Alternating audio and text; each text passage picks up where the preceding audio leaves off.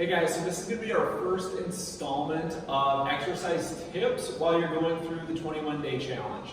And the first one we're going to talk about is the hinge pattern, and we'll get Carolyn in here later on to kind of demonstrate, and I'll show you good versus bad. Basically what we talk about when we talk about the hinge is that we're bending at our hips and we're not bending in our low back. So we don't want this rounding in the back to happen. We want the movement to happen at the hips. That's very important when we're lifting weights because, number one, we have more movement afforded to us at the hips. It's just a ball and socket joint. It's meant for that type of movement. So as you bend there, that's good. What we're not meant to do is bend a lot in the low back. When we do that repetitively, especially under load, so when we add weights to things, that adds load, and then we get compression of the tissues and everything in there. Now, when we go through that big range of motion with load, that is not good because it puts our discs in a bad position and it's hard on the facets and everything like that too. So we'll show you some good versus bad here now with Carolyn.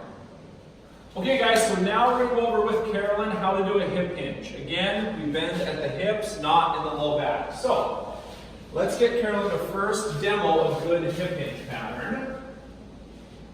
And as you can see, as you come down now, and stop at the bottom, her hips are absorbing all of this movement. She's not bending in the low back. Her low back is straight, and she has a parallel relationship between her rib cage and then the pelvic floor and her pelvis. So we're not putting any undue stress in the low back.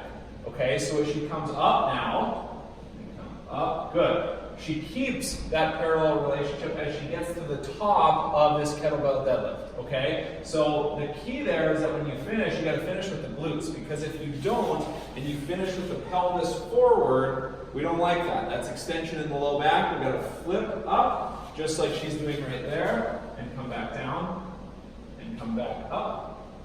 Good, and down.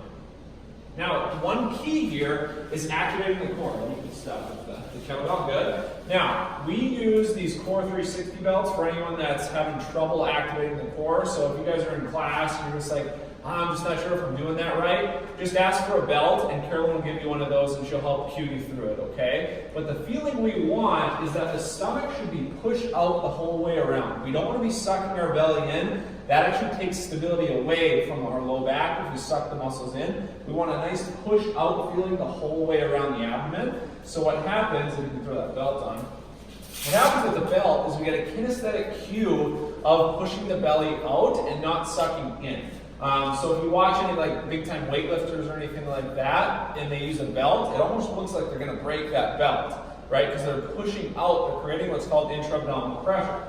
So here we have Carolyn with the belt on. These little things are a good cue to push your belly out the whole way around, and now she's in a solid state. She's not going to get too much movement in her low back because she has the pressure created inside her abdomen. So now you can come back down with the kettlebell deadlift again, and now she's pushing out the whole way around, and then come up, and down again, and back up. Good, down.